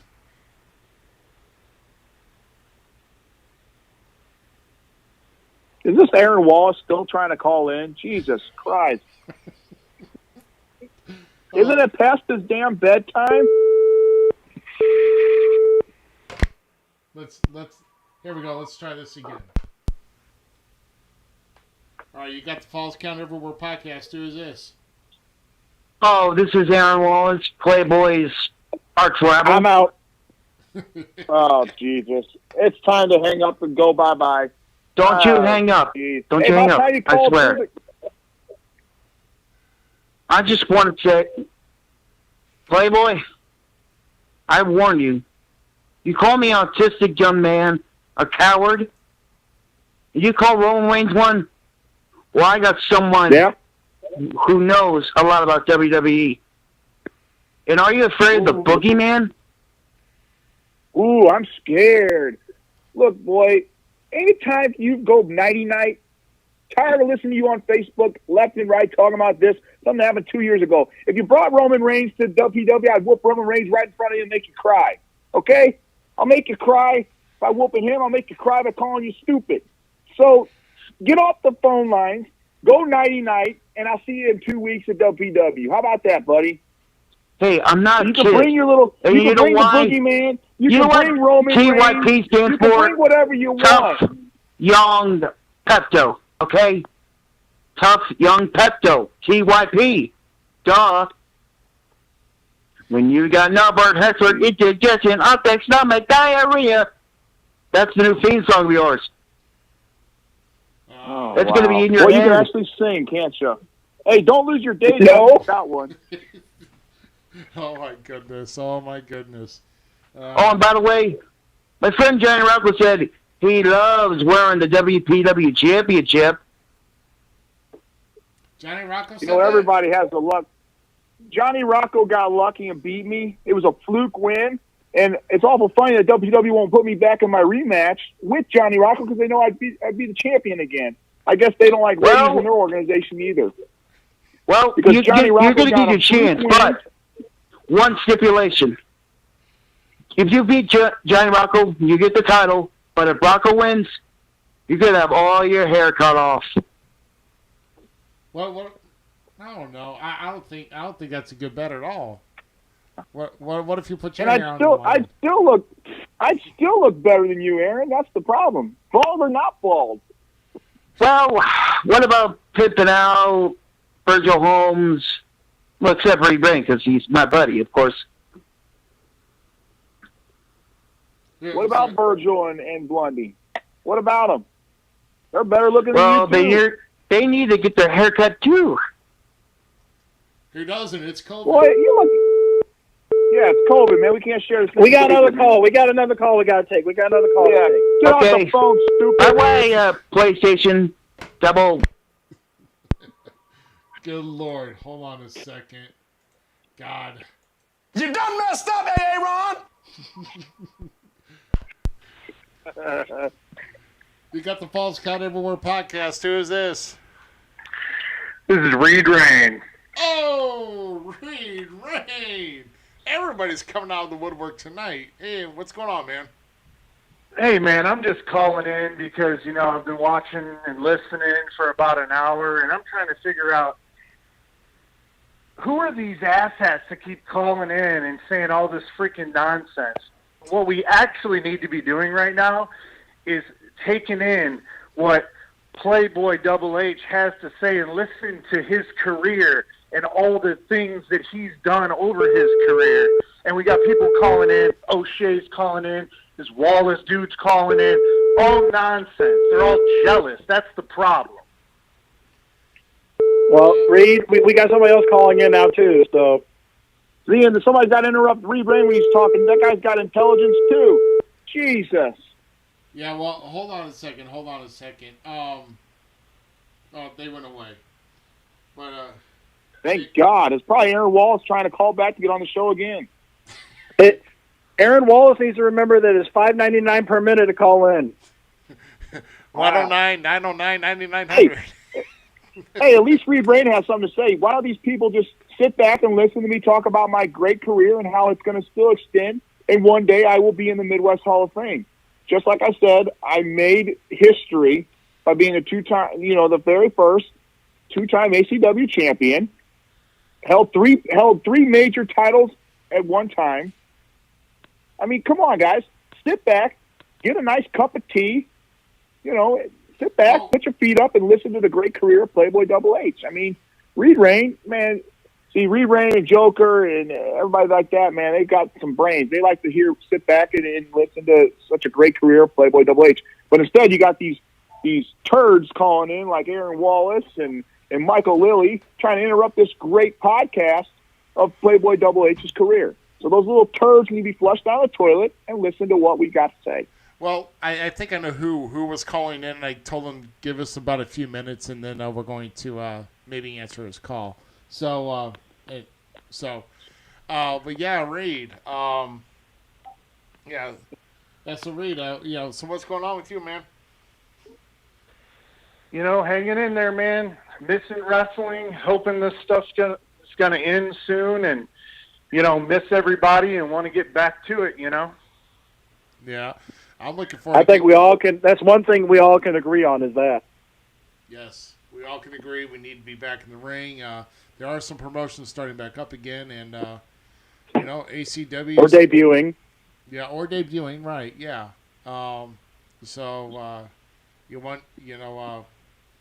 It's gonna. We'll eventually get through this here. 2021, I do predict is going to be a lot better. So. Could it get worse? Oh, well, trust me, it could get worse, but I'm not going to get into that. But Aaron Wallace. Oh, man, I had hiccup. Well, let me say real quick, Ruby, I enjoy your podcast, man. They're fantastic. Keep that stuff up. And Playboy, super proud of you, man. Super proud of what you've accomplished over all these years. And I'm going to take off and let you take some more calls. You guys take it easy. All right, man. Hey, thank you, sir. Thank you. See you guys. All right, see you, man. That was Reed Rain, and he's had a lot of good experience in this business too, and yeah, that guy's been all over too, man. That guy's been good too. He's been in multiple different organizations in the Midwest. Guy knows what he's doing too. Wow, Ruby, I think that's a future member of this podcast, huh? Yeah, I think so too. I think that'd be a good one. I will say though, I don't have the official artwork up here, but just late last night I confirmed our guest for next week will be Sage Ramsey, and he'll be on our podcast next week, kind of talking things over with him. So, but yeah, we got a lot, man. There's a lot of people I would love to talk to on this podcast, and only so far, I mean, I can only do it once a week, and I'm sure nobody wants to, it's like kind of like, you don't want to have Raw more than one time a week, but of course there's SmackDown, so, that's that's about just as bad. If there's one company that can ruin wrestling, it's WWE. Well, then again, I don't know. There's other independent wrestling. Yeah, never mind. Take that comment out. Yeah. But I think, it's my turn. Yeah. Go ahead. Go to number 8, brother. But I'm just going to reword it differently and all this, since we already know that I'm kind of in charge down there and everything. Yep. September 19th is the IEW Heavyweight Championship Tournament. Is there anybody in the tournament you feel that would block you from winning that tournament and becoming the champion? Is that really a question, GQ? I didn't write it. Ruby did. Ruby wrote it. Is that really a question? Yes, out of all those people that have been announced in that title tournament, you really think I have a problem with either one of them? You really think I'm going to have a problem to go through each and every one of those guys? You never know. I might be announced. There's not too. one. Ruby, I've beaten you before. I can do that again. You ain't nothing. Okay, that's why you left the ring to go to the podcast business. Okay. So anyway. All right. Okay. There's not one guy in that tournament that I am scared of or that I don't think I can beat. But then again, who's even in that tournament? I don't even pay attention because all that matters is my name. Because like I said to Doug, and he called in here and interrupted this podcast, I'm not only will I made history in ACW, I made history in RCW, I made history in WPW, I've made history all over every company I've been to. I'll make history again in IEW. When I walk in on September the 19th, and I'll be the very first IEW heavyweight champion, and it'll be Playboy Double H. I don't care who it is, who I have to go. There's still two parts that have not been announced yet, though. So GQ, it doesn't matter who they are. It doesn't matter who they want to announce. You have to turn that music off, man. You can even put him in that. You can put him in that title match, and I'll beat him too. I've beaten War before. I'm not scared of him. I got the picture up here now, GQ, of the tournament. So name off some of the guys that have been there. What is it? Who is it? Pretty Boy Floyd. Yeah, I've beaten that's him. one. He couldn't handle PYT. He had to go out and make his own little faction at the Gentleman's Club. Where'd that go? Right down the toilet. So you got Stephen. Who is it? Stephen Bishop. That roly poly. He wouldn't even make it to the ring. Who else you got? Hawk Elliott. The guy's he broke his shoulder or something. He's out for a while. Don't have to worry about him. Then you got the Cowboy, Tyler Bodine. That guy won't even get past the first match too. Then what you got? Big Money, whatever. That guy needs to stay retired. I have no problem, man. I have no problem to go through each and every one of those guys. Matter of fact, I go through all of them. Here's the thing, though, Playboy. Tyler Bodine, you've never faced. And he's actually was the most recent. Hold on. Let me finish, please. Thank you. He also was the most recent winner of the Wrestling for a Cure. Then you also got Brent Dunn, who is an unknown variable that nobody is really seeing around this area. Then you got the two unknowns that still haven't been announced yet. Yeah. Can you honestly prepare for somebody you don't even know who's going to be in it? Look, I'm always prepared. It doesn't matter what they throw me in. I've always got a plan B. It doesn't matter who it is. I always will outsmart them. And like I said, GQ, and you can write this down right now with your pencil or your pen or whatever you want to write down with. Playboy Double H will walk out of Granite City as the IEW Heavyweight Champion. The first ever IEW Heavyweight Champion. Okay? Mark that word. What's today's date? August the 27th. Playboy Double H will be the IEW Heavyweight Champion. Mark it today. I got it written down. 9:12 p.m. on August the 27th. Playboy Double H predicts he will be the first ever IEW champion. Book it. Again, remember, it's the board of directors that has the final say on a lot of stuff. So we'll see. So are we taking Vegas odds on this, or let's see if we can make any money off of it? You can take whatever you want. I would like to see if I get one of those vacant spots instead of Douglas O'Shea. O'Shea. Uh-oh. Something coming over our phone line. Who is that? Is Warren coming through our phone line? I hope not. I hope not. God. Oh, he better not. He better not. Yeah, so what I'll do here is I'm going to see if somebody may be calling in here in just a minute, and if so, we'll wait before the next question I ask on here. And, like I said, I will say, though, Playboy, as I'm waiting, those three dots keep going. I will say, though, Playboy has had the most viewers tonight that we've had. Okay, so he can't call in. So, but anyway, but yeah, so you have brought in the most viewers so far. So I will say that PYT was that ever a question though? No, it was trying to test the theory. It looks like theory's been proved. Whether they hate or love it, PYT draws. So I will say, but But what I want to ask here is, what was your greatest feud or storyline that you've been involved with personally ever in your career? Oh man, there's been a couple of them. There was one when I first started. Man, I had a nice little rivalry back in RCW days with Corey Twist. We had some good battles back then for the light heavyweight championship. I've had some pretty good battles with Jeremy Lightfoot. I did my first ever TLC match with Jeremy Lightfoot.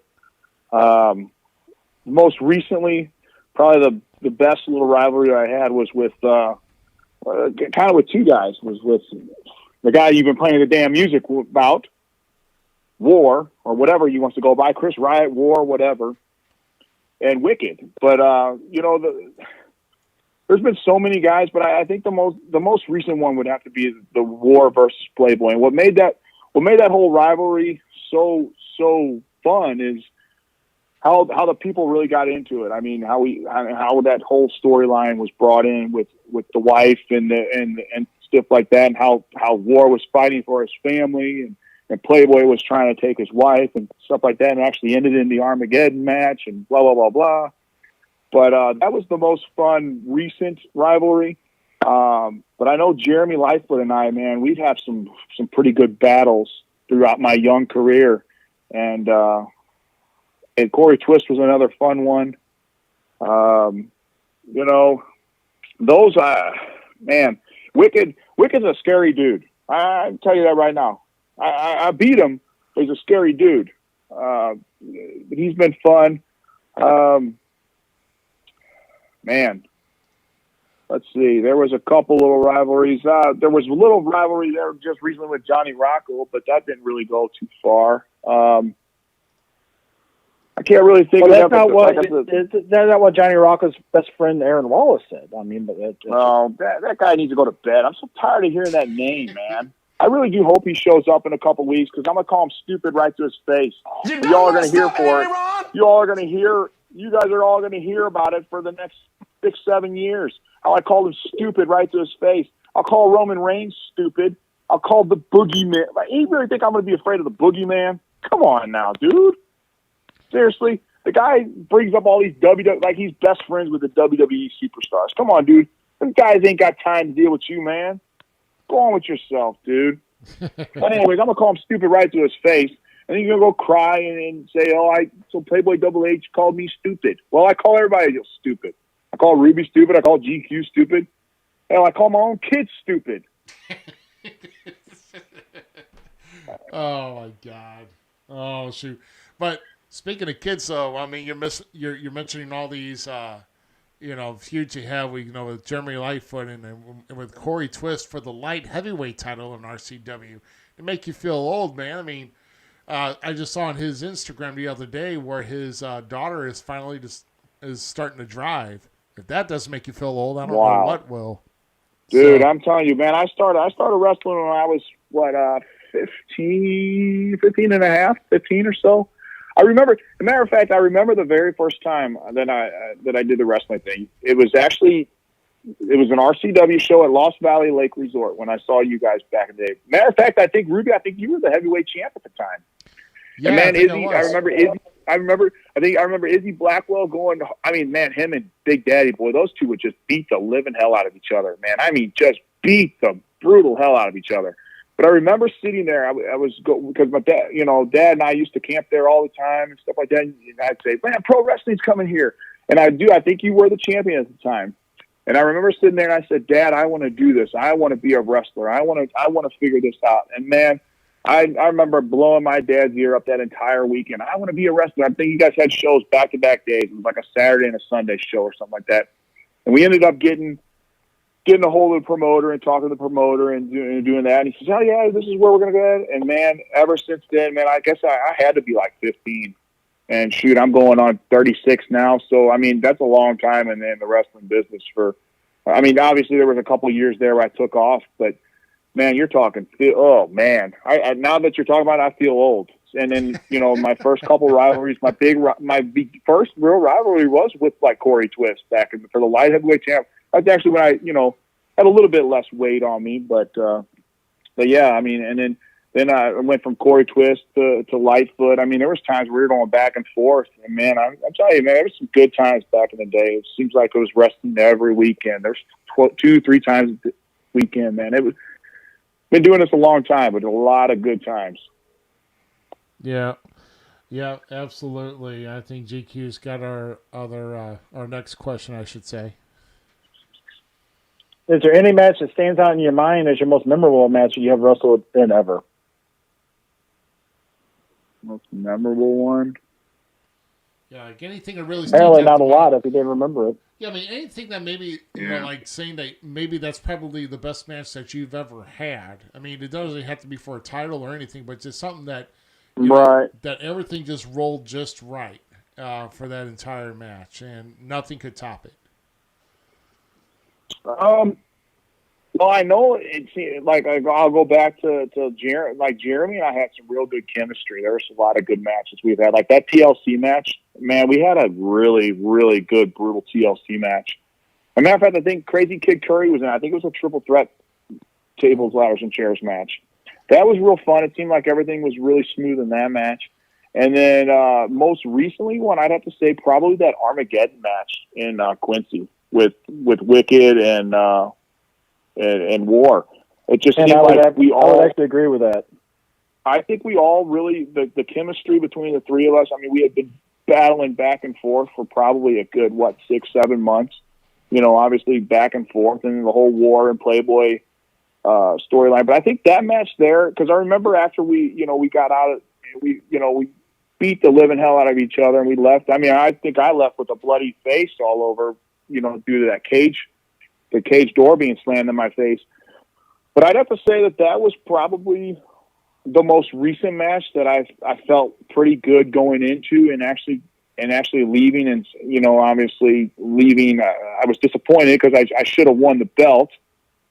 Somehow that didn't happen, but we won't go there. But it just felt like everything in that match just went smooth left and right. Everything kind of went, as we made it out to be. And but I'd say the most chemistry I've had here lately would be with War.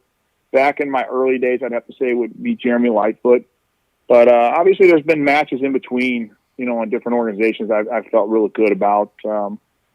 I'd like to do a little bit something with Johnny Rocco. Obviously the COVID thing kind of stopped that. But like I said, there's a couple guys that I've seen, just going to shows and supporting independent wrestling, just going to watch Broadway. And I'll sit there and Virgil and I'll go watch shows and like that. And I tell him, I said, man, I want to work that guy. One of the guys, Ricky Cruz. That would be, I just want to, he would just be a fun guy to work. I've just seen him work. Another guy that I've worked briefly was the Butcher. That would be fun to work. I don't know if I really actually wrestled with the Searcher. I think I've always been on his team, but the Searcher would be another guy I'd actually like to work and just see that. But chemistry-wise, the best matches here lately. Early in my career would be with Lightfoot. Most recently, I'd say with either War. Most likely War, but Wicked mixed in there too. So, yeah, and your esteemed referee pal Michael Lilly wanted to point out the chat room of your last man standing match with Victor Cortez in Colombia, and I was there for that one. That was pretty brutal too. So yeah, you know what? I do. Yeah, that was another guy. Man, it's a shame what happened to him. Having to retire at his age. But yeah, you know what? That was one of the very few matches I've actually worked with Victor Cortez, and man, that guy can put on a fight. But yeah, the last match stand, I'd have to say that was an actual fun one. That seemed like everything was kind of clicking in place too. Yeah, that's a good one. Good point. Hey, actually, he's actually smart for something. Yeah, you would have funked it. So also, and I wanted to kind of bring up here, the guy that was going to call in was Doc Lombardi, and he had a really good he had a really good comment about you, and I don't know if it's backlogged. I'm even backlogged on comments this week. Can you believe it? My God. Well, of course you'll believe it, but it's. I've been, of course, someone's been. His style scares you. Oh my gosh. So apparently, O'Shea's talking trash in the chat room now. So. Go figure. I'm telling you, this was him at dinner the other night. Hey, Mom! The meatloaf! We want it now! The meatloaf! Yeah, we know how much Doug likes meatloaf. Yeah. I think that at the IEW show, man, I think that needs to be like the locker room dinner for the night. Is like everybody bring in a pan of meatloaf and just eat it right in front of them. Say, hey, Doug, you can't go out to be in this tournament until you eat a plate of meatloaf. See how fast he eats that plate of meatloaf if he's wanting to be in the championship tournament. Well, actually, O'Shea actually made a comment in the chat where he said, "Is this the reason you never face O'Shea? His style scares you." LOL. Oh, jeez. He doesn't scare me at all. He got lucky and sucker punched me when I wasn't paying attention and took my belt from me.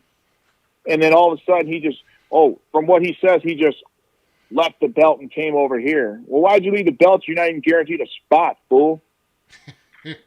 Telling you, man, some guys just aren't smart in this business, man. It's a shame. Yeah.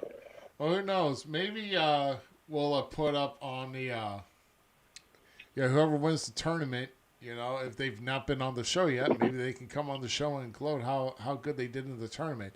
I don't even know. Is that supposed to?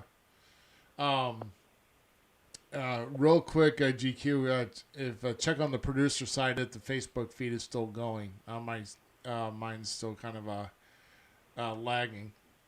But it looks like it from my view. Okay, good. This is probably my system here. Yeah.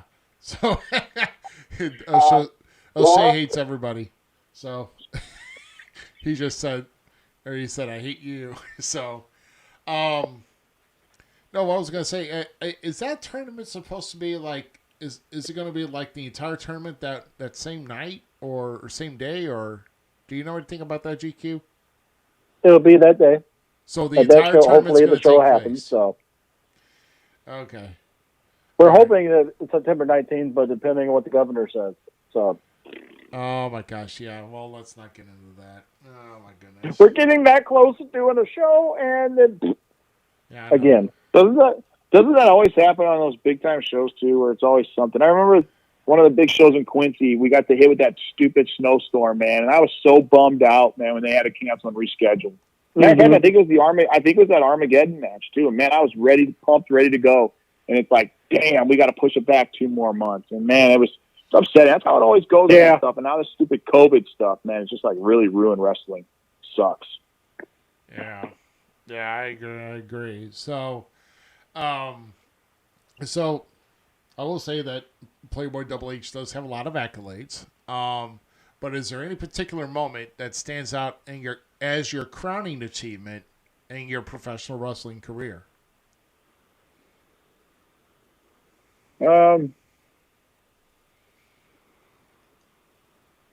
Let's see. Actually, it's not really about winning the belts and stuff like that. It's knowing that when you walk out that curtain and you get the people just booing left and right, you don't even have to do anything. All you have to do is walk out that curtain and people know who you are. Matter of fact, I don't even have to walk out the curtain. This is how bad it is. When that music hit, instantly boos. And that is the greatest sound of anything ever. That right there just tells me right there that I've done my job even before I walked out that curtain. It's not about the belts. It's not about, being the bad guy or the good guy. Matter of fact, what my biggest accolade of being a wrestler is when I take my daughters to the wrestling show and they sit there and look at you like you're obviously they're going to look at me like I'm the greatest guy ever because I'm their dad, but to sit there and hear them talk about to their friends and stuff like, hey, my dad's a pro wrestler. The biggest accolade is to just put smiles and just make these kids' days just by being the bad guy or the good guy. But obviously winning belts is always huge. I guess what really makes it out to be is when I was that being the champion in 3 different organizations, I have to say that at one time that makes me, feel real good about myself, and the state of where I'm at in my career, to actually climb the mountain in 3 different organizations at one time, to be on the top of the game. I mean, that's those organizations saying, hey, you're my top guy. Here's the belt, run with it type deal. And not only to win the belts, but you actually have to hold on to it and do like that. So I'd have to say just being who I am, walking out there and just doing, I've got one job to do and I do that job real well, but, just putting smiles and getting the boos and the laughs and stuff like that from fans and the kids, I'd have to say that'd be good. I've been told that, obviously on Facebook, y'all been reading all day how I'm this mean guy like that and stuff like that. But I've actually taken time out of my day to go help kids bring up their days, and either, it shows raising money for kids with Special Olympics or kids with cancer and stuff like that. But I'd have to say that, on top of not winning belts, that would have to be it. But obviously being a champion in an organization says a lot about yourself. Yeah. That's definitely pretty cool, man. My goodness. So, GQ, we're back. We're at the fun, or at least the fun part, or at least the fun question of our. And I have a funny feeling he's not going to answer this one. I just know it. But the question is there any road stories that you would care to share with us, or any stories remotely involved with the wrestling that when you're not at a show? Road story. You should know the one that goes on the road stays on the road usually. So, like someone sees you in a Walmart before a show, or something weird. I mean, it could, like I said, it could be, like somebody like pointing you out, or something just, something happens, wrestling wise when you're outside the show venue, Oh, yeah. You know what? Matter of fact, I guess it's kind of got something. It's not really like outside the wrestling deal, but I remember it's not really like a locker room story or anything like that. But it's more like I think it was like I think it was an old RCW show out there in Boondockers in like New Haven, man. And it was an adult only show, I think, like that. And there was a big old biker group, man. And it's like, you walk out there and you piss them off so bad, man. You have these guys literally waiting outside Boondockers, like waiting to kick your ass. And I mean, you're literally like, I was literally probably like 16 or 17 years old. And to get these drunken fools to just, this literally biking group was outside waiting to kick my ass. I mean, literally. I ticked those guys off so bad that I was scared shitless to even walk out there. But I don't know. But I don't know about like any like. Well, you know what? As a matter of fact, there is a couple of good stories in the locker room. I remember back, man, probably the Thalto days, man. Matter of fact, I think you just had him on your show, Beast. I remember there was a rookie in the locker room, man, and Beast would just tear that kid up, man. And I remember him throwing him down in the locker room and just getting on top of him and, doing his thing and stuff like that. And it's just, I don't know. There's just, I wouldn't really say there's like a lot of different stories. I haven't really been out and travel the road like I'd like to. I'm not saying that it's not going to happen, because obviously my schedule's going to open right up here pretty soon, as long as COVID cooperates. So I don't know if I really have like an actual true on the road story, but make that question. Maybe I'll come back on your podcast here later. I'll have a couple good road stories for you, but I don't really have one like off the top of my head, to be quite honest. Oh, okay. Yeah, and I was going to target some other comments in here, but it looks like my feed's going a little bit wonky here, so I'll have to go back here and just kind of take a look at this. Target some other comments. Is there anything in the chat that's popping up there, GQ? Any type? No, not really. GQ doesn't know how to read. Why are you even asking him that? No, I do. I just saw who was making comments. I decided to shut it down so I didn't have to see it. Oh, yeah. Aaron Wallace, that kid needs to go to bed, man. It's past his bedtime. Oh, my God. Okay. Apparently, Doc Lombardi's got a story with himself, Lightfoot, me, and Trevor Rhodes. Oh, my goodness. That's got to be definitely some ages ago with Trevor on there. That was definitely before my times, then. Yep. Yeah, that was definitely before your time. So, yeah, so you've been, what? Is it like 19 years that you've been in, or?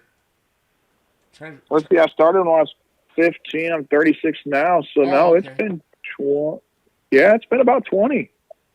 That's obviously I took 2000. Couple. I mean, there was a couple years where I took off thinking that wrestling was over with, because obviously you have the wrestling drama and stuff like that, and I kind of put a damper on it, and I kind of said, you know what, I don't need that trouble. But it was actually Virgil Holmes that came to me a couple years ago, like 7 or 8 years ago, and was like, hey, man, I really miss you doing that wrestling, because he was just trying to get into it then. I think he did a couple ref matches and stuff like that. And I remember one time, man, he was a ref in the match, and man, this was back before Virgil was Virgil. And I remember him screwing up or something. I took a chair and I swung it and hit him so hard with it. And he was like, "Hey man, what the hell?" He come back in the locker room, "Hey man, what the?" And I think it was all because he messed up a 3 count. But anyways, he was trying to get back into the bit, and he's like, "Hey man, I really miss you doing the wrestling stuff." So I said, "Man, I'm done with wrestling, man."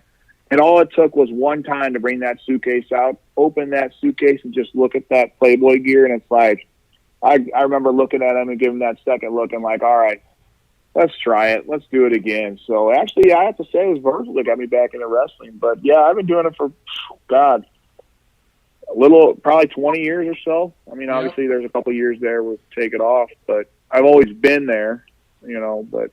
Yeah. Yeah, we actually got a call that came in here, so you got the Falls Count Everywhere podcast. Who's on the line?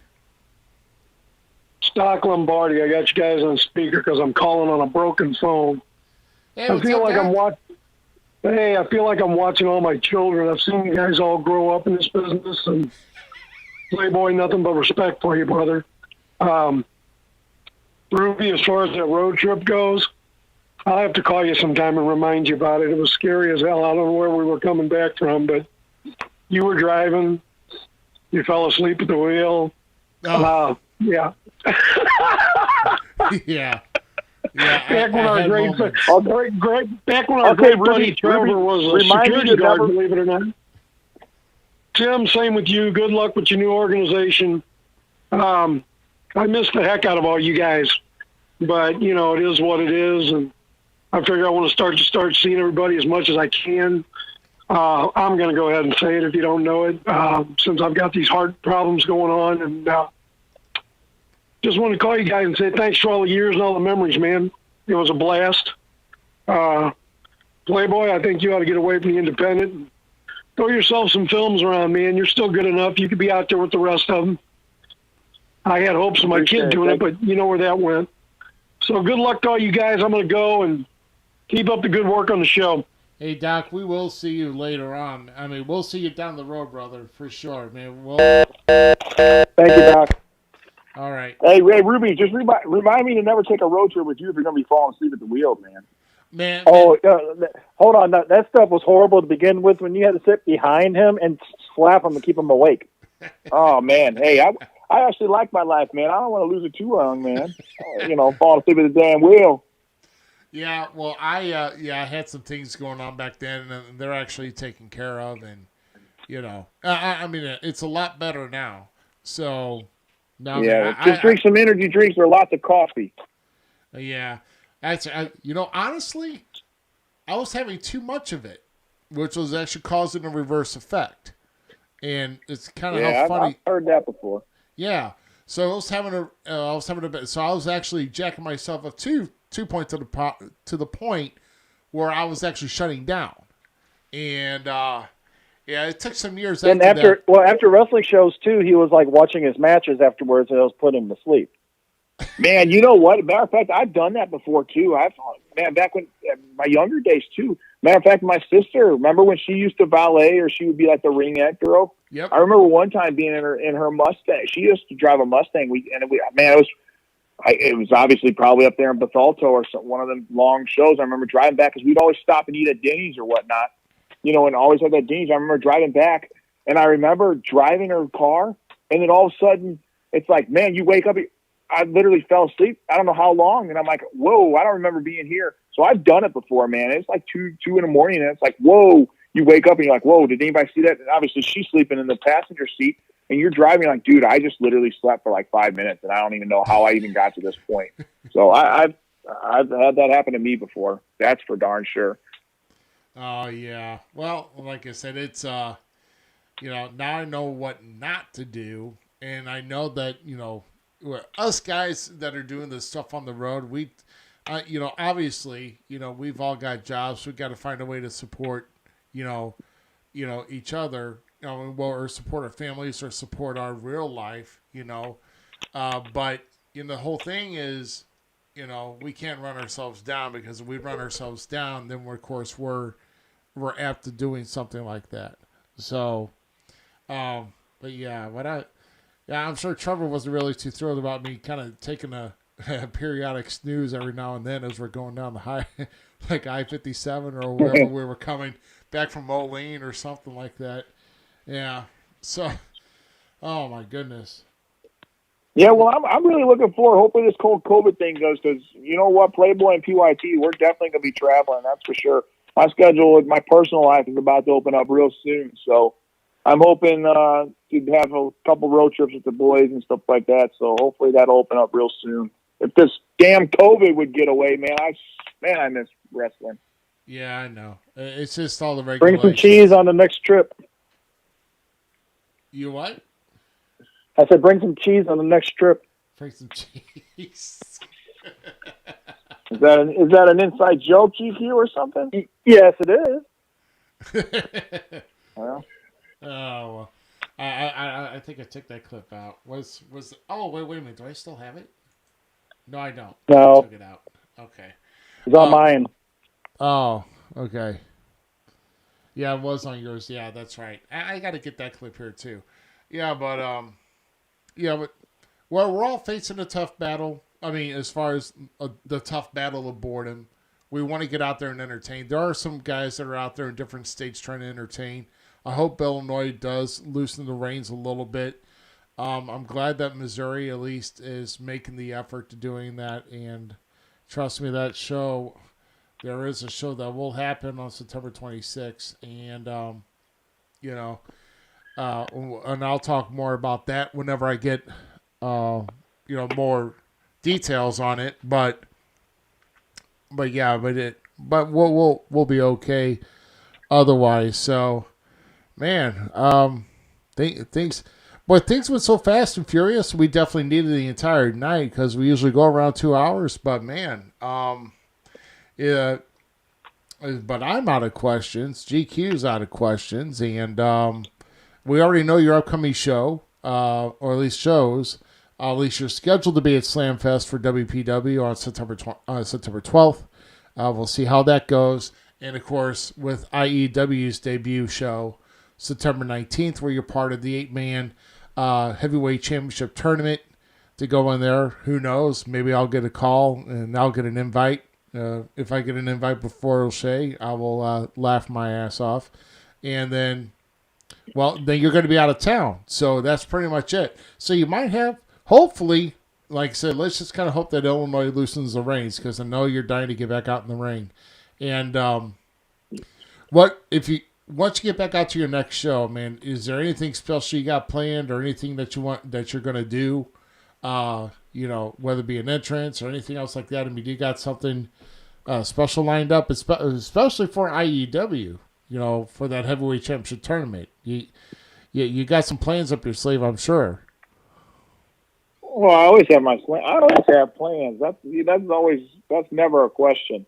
I've always got a backup plan to everything. But yeah, I'm just ready to get my feet back in that darn squared circle, man. I just want to just feel the ropes on the back and just take that first bump and just get out there and just hear those people yelling and screaming and booing and yelling, and so I can just call people stupid left and right. Oh, that's just the best feeling in the world. But on a real note, yeah, just to get out there and see the boys again. Like I said, my schedule, I'm taking care of some personal issues here at home, but once that settles, and it should be taken care of by next month before the shows and stuff like that. But hopefully my schedule opens up to, like I said, once everything opens up, Playboy and PYT be taking a little bit more road trips. Got guys like, all over the, guys that have good connections, the Searcher and stuff like that, obviously, like I've said from day one, you've got to know people in the business to get your name out there. So it's always good to know people. But hopefully that stretches out. But yeah, my next couple shows as of right now would be the 12th at WPW. I'm not sure what they have booked. Hopefully it's me versus Rocco, so I can take my belt back. That fluke win he got, but we won't go there because I don't count any of these months that we haven't had wrestling as him being champion. So really, he's only had the belt for a day. So I don't count these days and then months with him not having shows at WPW that he's actually been champion. So his little championship reign will come to an end real soon. But and then obviously the IEW tournament on the 18th. Looking forward to that. It's a new organization that's starting up, and it looks like from day one they got a lot of good things going on right now. It looks like they got their stuff well ran from what I see. So I'm excited to be part of something new and upcoming, like an organization like that. And then obviously I won't be able to make the ACW show on the 26th. I have prior engagements because obviously the COVID stuff, and then shows pop up. But as of right now, those are the 3 shows, and hopefully, like I said, once this stuff ends, hopefully Playboy will be traveling outside of the Midwest, and I'll have some more. I'll have some road stories then for you guys. No, I bet. So, do you have? So, if anybody wants to find out any updates or to even find out the happenings with Playboy Double H or PYT Incorporated, where can they find you in social media or the internet? Yeah, so I've got a Facebook page. It's Playboy Double H. So it's just basically you just type up Playboy Double H, or it's at PB Double H PYT. It's a Facebook page there. We've also got our own personal PYT Inc. page on Facebook. I don't do too much of it, but I'm on Twitter as well. I don't really go on there too much, but like I should. But it's at Playboy_Double H. And then I'm also on the Instagram as well. And that's Playboy Double H. It's Playboy_PYT. So I try to post as much as I can on there. I'm more on Instagram and Facebook more than any of them, but that's where you'd be able to see me doing that kind of stuff. But yeah, awesome. But those are the areas you can see me.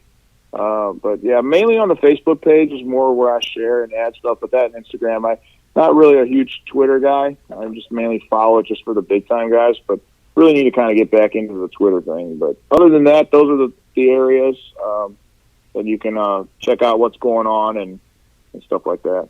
Perfect. And I don't know if you know, but we just got a call that came in and is waiting to speak. So you've got the Falls Count Everywhere podcast. Who we got on the line? It's still Aaron Wallace.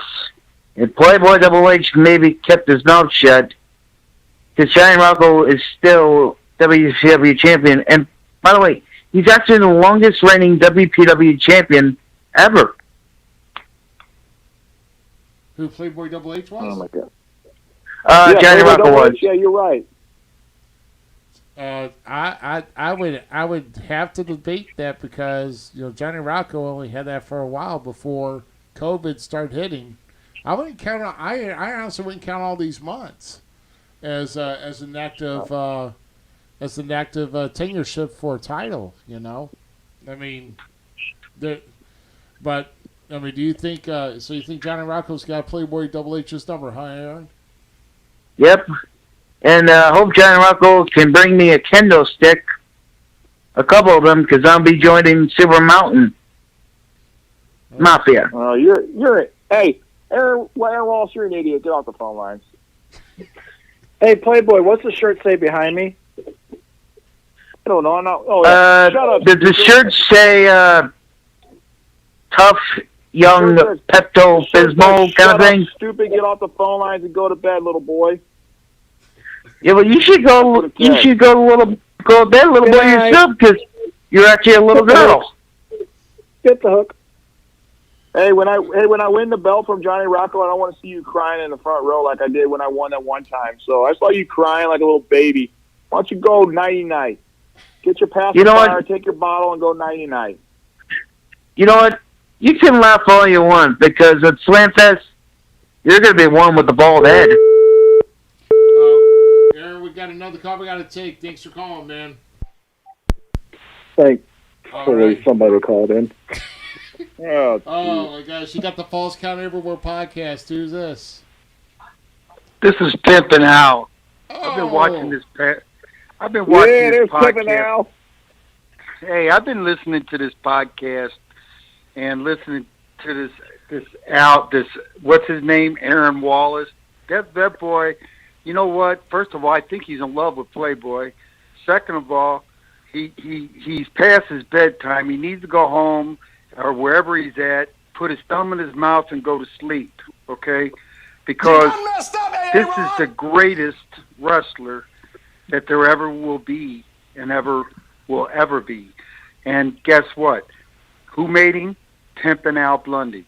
And Pimpin' Al Bundy's got enough money to take care of Playboy and all the girls that follows him. And that's all I got to say. Yeah. Hey, Pippolau, I got you on the line. Can I get a loan for a second house? I'm sure you got all the money that you need, man. I need a vacation home. Can I get a loan? No. I think he hung up on you. He did. What a jerk! I hung up. hey, you don't talk to Blunny like that. Hey, man, can't even buy me a pizza, much less he won't even let me get me a loan for a vacation home. So it's all right. It's all right. Hey, I'll still be waiting. I'll be still waiting on my check in the mail for this podcast, Ruby. So I expect that in the mail as first thing in the morning. Yeah, well, Damien. Hey, I don't do anything. I don't do anything for free. Just remember that. That's not what the wall says. But hold on a second. We got another call. Yeah. All right, Falls Count Everywhere podcast. Who's this? Yeah, this is Pimpin' Al. Your pizza's on the way. Well, my pizza's on the way. Wow. Yeah. So that's all you're worth, Ruby, is a pizza. Hey. Not even a whole pizza, just a half. Oh yeah, that whole pizza be gone in one bite. That is messed up, man. Pimpinelli, have you ever considered me coming into the fold for PYT? Just curious. Do what? I said, have you ever considered me coming into the fold for PYT? Just curious. No, we don't like green. Really? So you mean I have to give up? Yeah, we don't have enough pink to fit around you. What? There's other foundations that use a lot of pink. You mean I wouldn't have any pink? Man. No, we don't have enough for you. And plus, you're not good looking, man. You're not good looking like. And besides, you eat too much, Ruby. That is messed up. Yeah. Messed up. Hey, Ruby, our food bill for PYT be out the roof, man. With you in there, you know, in the limousine rides and stuff like that, and the jet flying and stuff like that. Our Bloody's ticket would be fly high, man. It'd be sky high. Hey, wait a minute. Hey, Playboy, if you actually brought in Ruby, would it be forklift driving? Yeah, pretty much. Yeah, you got to get a damn 18-wheeler for his ass. Man, that's messed up, y'all. Oh my goodness. Hey, we still love you, Ruby. We still love you, man. Yeah, hey, Pimpin' Al loves you, cut out for Ruby. PYT. I'm out for the night, brother. Hey, it was nice seeing your podcast tonight. So I'll talk to you later. This is Pimpin' Al out. All right. See you, Al. Pizza, one bite. What a jerk. I'm sorry. You wouldn't even roll it up, though. It would just be a whole flat like this because you got a big mouth. Oh, well. It's all right. You're going to love this next photo that's gonna come through. So I hope you like it.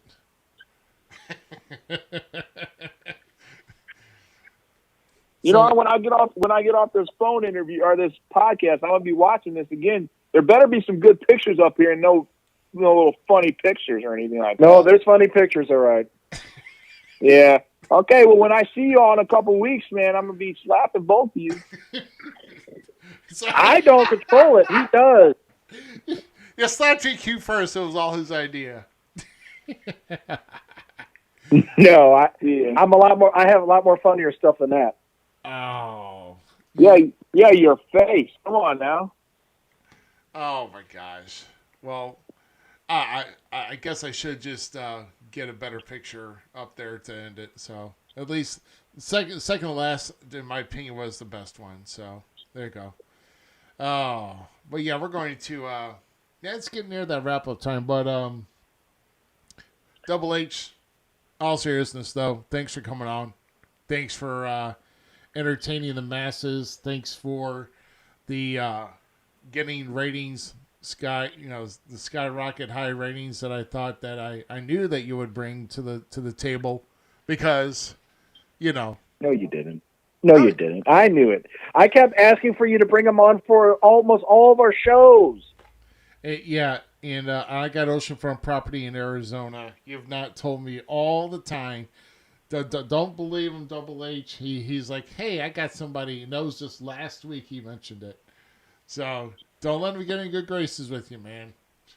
Don't believe the hype. That's what I'm saying. Well, I'm glad I can do that for you, man. I got much respect for all you guys, man. I know I'm the bad guy inside the ring, but I'm a good guy outside. So anything to help another guy, help his podcast or anything else like that, man, I'm all for it. So it was fun, man. It's good to sit back and just chill and be be character, but also just relive my career and stuff like that. And hopefully one of these days I'll be walking that line inside that Hall of Fame one day with the rest of the boys. So it's been fun, man. I appreciate it. I'm glad I can help your ratings and stuff like that. And any other time you want me on a podcast, man, just let me know for sure. All right, brother. I appreciate it, man. All right. I think he's gone. Is he gone? Oh. Who's gone? He left. Yeah. Nobody's gone. We're gonna go. Let's wrap this, Ruby. Yeah, Bye. let's wrap this Bye. up. But we'll wrap it up with saying, hey, tune in next week. Next week, September 3rd, right before Labor Day, we're gonna have Sage Ramsey as our special guest. And with that, we thank you very much. Oh, hey, also, got some changes coming next week. Changes coming to at least my view anyway. And we'll give you a preview as we head out here. Take a look at the artwork. There we go. We'll see you guys. We'll see you next week. Sage Ramsey.